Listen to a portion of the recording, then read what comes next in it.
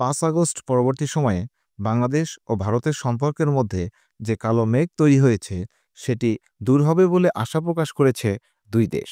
সোমবার বাংলাদেশের প্রধান উপদেষ্টা অধ্যাপক মোহাম্মদ ইউনূসের সাথে ঢাকায় সফররত ভারতের পররাষ্ট্র সচিব বিক্রম মিস্রির বৈঠকে দুই দেশের সম্পর্কের নানা বিষয় নিয়ে আলোচনা হয়। বৈঠক শেষে বাংলাদেশের বন, পরিবেশ ও জলবায়ু বিষয়ক উপদেষ্টা সৈয়দা রেজওয়ানা হাসান বলেন, ভারতীয় সচিবের পক্ষ থেকে বলা হয়েছে, বিভিন্ন কারণে দুই দেশের সম্পর্কের মধ্যে যে মেঘ এসেছে এ মেঘটা দূর করতে হবে। আমরাও বলেছি মেঘটা দূর করতে হবে। দুই পক্ষই একমত হয়েছি।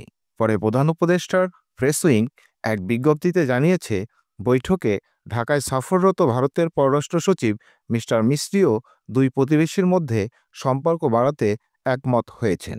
বৈঠকে ভারতের পররাষ্ট্র সচিব বলেন, সম্পর্ক বাড়ানো ছাড়া দ্বিতীয় কোনো চিন্তা নেই। আমরা এটাকে উভয় দেশের জন্যই লাভজনক হিসেবে দেখি। পারস্পরিক স্বার্থের বিষয়ে আলোচনায় মিস্টার মিস্রি বলেন, আমরা যেখানে ছিলাম সেখান থেকেই আবার শুরু করতে চাই।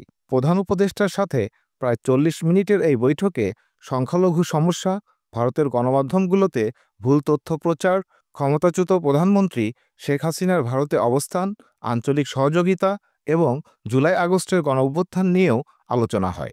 মিস্টার মিস্রি বলেন, অধ্যাপক ইউনূস প্রধান উপদেষ্টা হিসেবে দায়িত্ব নেওয়ার পর যে সকল বিদেশি নেতা তাকে অভ্যর্থনা জানিয়েছিলেন তাদের মধ্যে ভারতের প্রধানমন্ত্রী নরেন্দ্র মোদী সামনের সারিতে আছেন।